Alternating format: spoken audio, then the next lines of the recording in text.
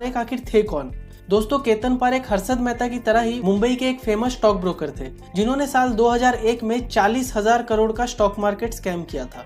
वो मुंबई की एक गुजराती बिजनेस फैमिली से बिलोंग करते थे और वहीं पले बड़े थे। उनकी पूरी फैमिली स्टॉक ब्रोकिंग के बिजनेस में थी, तो ऐसा मान सकते हैं कि स्टॉक ब्रोकिंग उनके खून में ही था। बड़े होकर उन्होंने चार्टर्ड अकाउंटेंसी की पढ़ाई की और पढ़ाई खत्म होने के बाद अपनी फैमिली की स्टॉक ब्रोकिंग कंपनी होते हुए भी वो हर्षद मेहता की कंपनी में काम करने लगे, ताकि उनसे स्टॉक मार्केट का काम अच्छे से सीख सके, या यूं कहें कि स्कैम करना अच्छे से सीख सके। हर्षद मेहता से काम सीखने के बाद वो अपनी फैमिली की ब्रोकरेज कंपनी NH सिक्योरिटीज में काम करने लगे। अब जानते हैं कि उन्होंने इतने बड़े स्कैम को आखिर अंजाम दिया कैसे।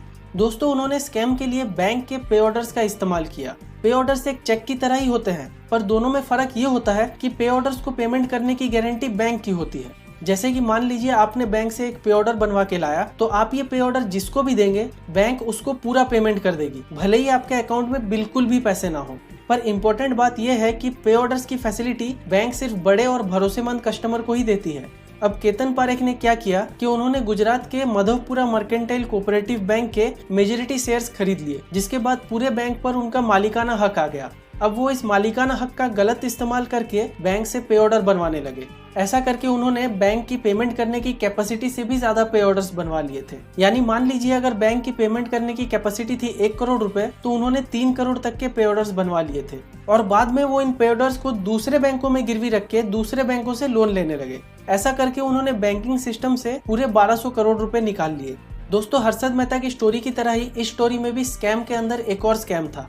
ये जो पैसे उनको पे ऑर्डर्स वाले स्कैम से मिले, वो इससे स्टॉक मार्केट में बदला ट्रेडिंग करते थे। मतलब एक ग्रुप बना के आपस में ही शेयर को बार बार बेचते और खरीदते थे। जैसे कि मान लीजिए 4 लोगों का ग्रुप है, तो जो मैन 1 है वो कोई शेयर खरीद के 7 दिन बाद मैन 2 को बेच देगा। फिर मैन 2 7 दिन तक शेयर अपने पास रख के मैन 3 को बेच देगा। फिर मैन 3 7 दिन बाद मैन 4 को, और मैन 4 वापस से मैन 1 को, और ये साइकिल बार बार चलता रहेगा। इससे होता ये था कि बाहर से देखने वाले दूसरे इन्वेस्टर्स को लगता था कि क्योंकि इस शेयर को काफी खरीदा और बेचा जा रहा है, मतलब इसका डिमांड काफी ज्यादा है, तो दूसरे इन्वेस्टर्स भी इसी शेयर को खरीदने लगते थे, जिसके वजह से उस शेयर की एक्चुअल में डिमांड बढ़ जाती थी। और डिमांड बढ़ती थी तो साथ ही साथ रेट भी बढ़ने लगता था। इसका एक एग्जांपल ये है कि एक कंपनी विजुअल सॉफ्ट, जिसके शेयर 625 रुपए के आसपास रहते थे, केतन पारेख के शेयर खरीदने के बाद सिर्फ कुछ ही महीनों में वो 8,448 के हो गए।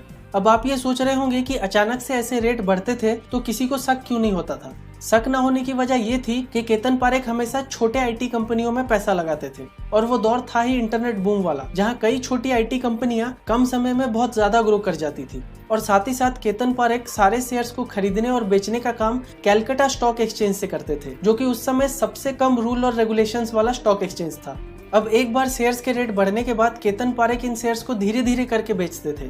धीरे धीरे बेचने से ये होता था कि बेचने के बाद शेयर्स के रेट भी एकदम से नीचे ना गिर के धीरे धीरे नीचे गिरते थे, तो किसी को शक भी नहीं होता था बदला ट्रेडिंग का।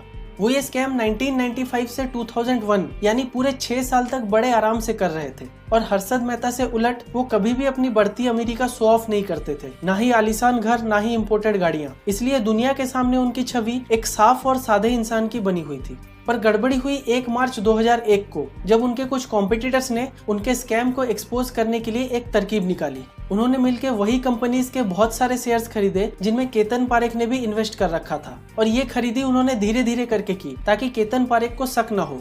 फिर 1 मार्च 2001 को उन्होंने सारे शेयर्स एक ही झटके में बेच डाले, जिससे हुआ ये कि उन शेयर्स के दाम तेजी से नीचे गिरने लगे। नीचे गिरते दामों को देख के केतन पारेख ने भी लॉस से बचने के लिए हड़बड़ी में उसी दिन अपने सारे के सारे शेयर्स बेच दिए।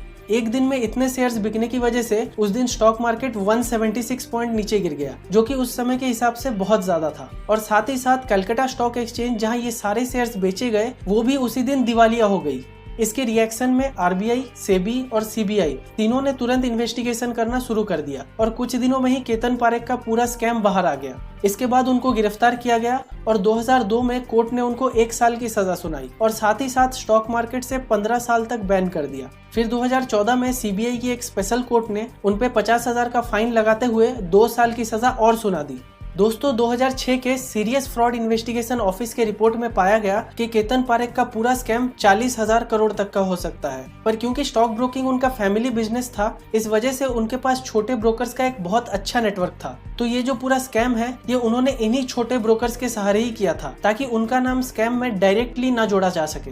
इसलिए 40,000 करोड़ के स्कैम को उनके नाम पे साबित करने के लिए इन्वेस्टिगेशन एजेंसियों को काफी दिक्कत हो रही है। साथ ही साथ स्टॉक मार्केट से बैन किए जाने के बाद भी ये पाया गया कि केतन पारेख इन्हीं छोटे ब्रोकर्स के नेटवर्क को यूज करके आज भी स्टॉक मार्केट में एक्टिव हैं। इससे एक बात साफ होती है कि कहीं ना कहीं हमारे लॉज और रेगुलेशंस में बहुत बड़ी कमी है, जिसका फायदा केतन पारेख जैसे लोग उठा रहे हैं।